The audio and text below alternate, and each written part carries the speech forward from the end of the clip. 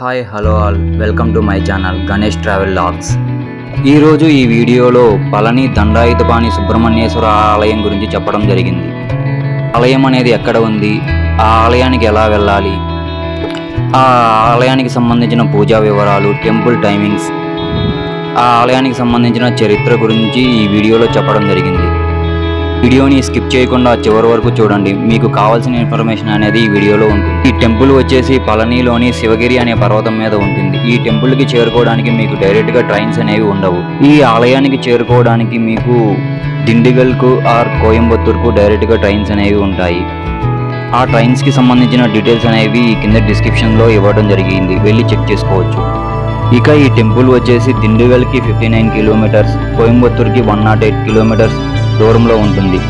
మీరు దిండిగల్కి కోయంబత్తూర్కి వస్తే అక్కడ నుంచి మీకు డైరెక్ట్గా బస్సెస్ అనేవి ఉంటాయి.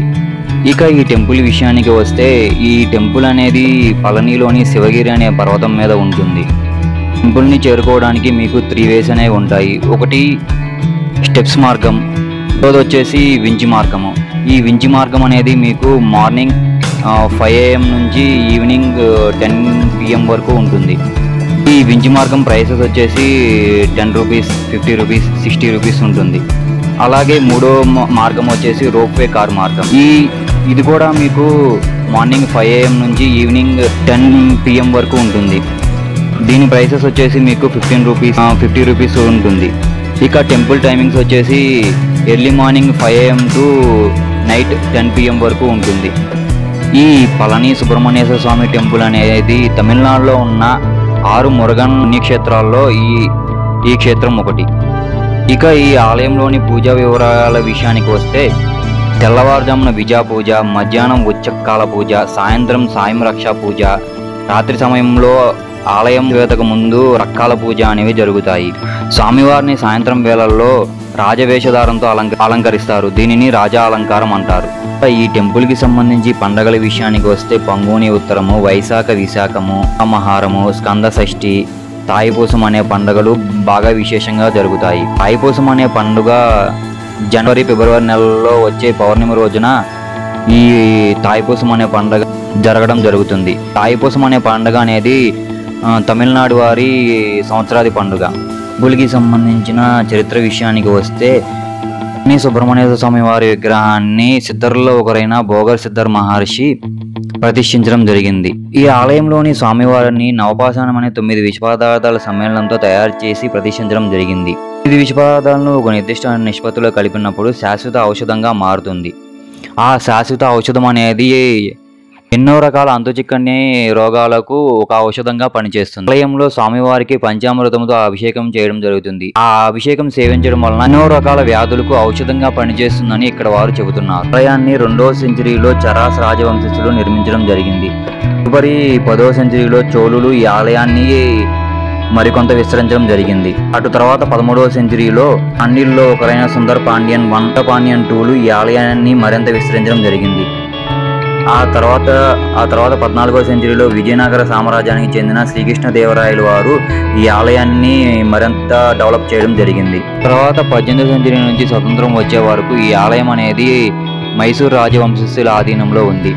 స్వతంత్రం వచ్చిన తర్వాత ఈ ఆలయం అనేది తమిళనాడు గవర్నమెంట్ ఆధీనంలోకి వచ్చింది. అప్పటి నుంచి ఇప్పటి వరకు ఈ ఆలయం అనేది తమిళనాడు గవర్నమెంట్కి సంబంధించిన దేవాదాయ శాఖ వారి ఈ ఆలయానికి సంబంధించిన డెవలప్మెంట్స్ అనేవి చూసుకుంటున్నారు. ఈ పళని సుబ్రహ్మణ్యేశ్వర స్వామి వారి ఆలయంలోని మీకు మరికొన్ని ఆలయాలు ఉన్నాయి. ఇందులో ఒకటి వినాయక స్వామివారి ఆలయము, ఇంకొకటి వచ్చేసి శివపార్వతుల ఆలయము, ఇంకొకటి వచ్చేసి భోగర్ సిద్ధర్ మహర్షి జీవ సమాధి అనేది ఈ ఆలయ ఆవరణంలోనే ఉంటుంది. ఈ ఆలయంలో స్వామివారిని దర్శించుకోవడానికి మీకు ఫ్రీ దర్శనము, 2 రూపీస్ దర్శనము, 50 రూపీస్ దర్శనం అనేవి ఉంటాయి. ఫ్రీ దర్శనం విషయానికి వస్తే మీకు 1 అవర్ నుంచి 2 అవర్స్ టైం పడుతుంది. అదే మీకు 100 రూపీస్, 50 రూపీస్ దర్శనానికి వస్తే 15 to 20 మినిట్స్లో మీకు దర్శనం అనేది అయిపోతుంది. ఈ ఆలయానికి సంబంధించి విశేషమైన రోజులు మంగళవారము, శనివారము, ఆదివారం. ఇక స్వామివారి ఆలయంలో బంగారు రథము, వెండి రథము, బంగారు నెమలి అనేవి ఉంటాయి. వాటిని దర్శించుకోవడానికి మీకు 500 నుంచి 1000 రూపీస్ వరకు ఛార్జ్ చేస్తారు.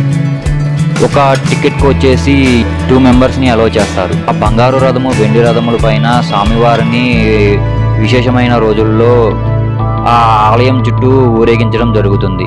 స్వామివారి ఆలయంలో ఇక్కడ ఇంకొక ఆనవాయితీ కూడా ఉంది. ఇక్కడ స్వామివారికి చాలా మంది భక్తులు తలనీల సమర్పించుకోవడం జరుగుతుంది. పళనిలోని రూమ్స్ విషయానికి వస్తే దేవస్థానం వారి రూమ్స్ అనేవి ఇక్కడ అవైలబుల్గా ఉన్నాయి. దానికి సంబంధించిన ఇన్ఫర్మేషన్ అనేది మీకు కింద డిస్క్రిప్షన్లో ఇవ్వడం జరిగింది. నార్మల్గా ప్రైవేట్ హోటల్స్ విషయానికి వస్తే స్టార్టింగ్ ప్రైస్ అనేది 300 రూపీస్ నుంచి స్టార్ట్ అవుతుంది. ఇక నేను వచ్చేసి అరుణాచలం ఇన్ అనే హోటల్లో ఉన్నాను. ఈ హోటల్లో స్టార్టింగ్ ప్రైస్ అనేది 1200 నుంచి స్టార్ట్ అవుతుంది. AC rooms, non AC rooms రెండు ఉన్నాయి. ఇక రూమ్ విషయానికి వస్తే రూమ్ అనేది చాలా నీట్గా ఉంది. ఈ రూమ్ అనేది మీకు 4 మెంబర్స్ అనేది అడ్జస్ట్ అవ్వచ్చు. టవల్, వాటర్ బాటిల్ అనేది వీళ్ళు కాంప్లిమెంటరీగా ప్రొవైడ్ చేయడం జరుగుతుంది. వీడియోలో పళనికి సంబంధించిన పూర్తి ఇన్ఫర్మేషన్ అనేది చెప్పడం జరిగింది. ఈ వీడియోని స్కిప్ చేయకుండా చివరి వరకు చూసినందుకు ధన్యవాదాలు. ఇక ఈ వీడియో నచ్చినట్లయితే లైక్ చేయండి, కామెంట్ చేయండి, అలాగే మీ ఫ్రెండ్స్ అండ్ ఫ్యామిలీ మెంబర్స్కి షేర్ చేయండి. ఇలాంటి టెంపుల్స్కి సంబంధించిన ఇన్ఫర్మేషన్ కోసం మా ఈ ఛానల్ని సబ్స్క్రైబ్ చేసుకోండి. ఈ వీడియోని చివరి వరకు చూసినందుకు ధన్యవాదాలు.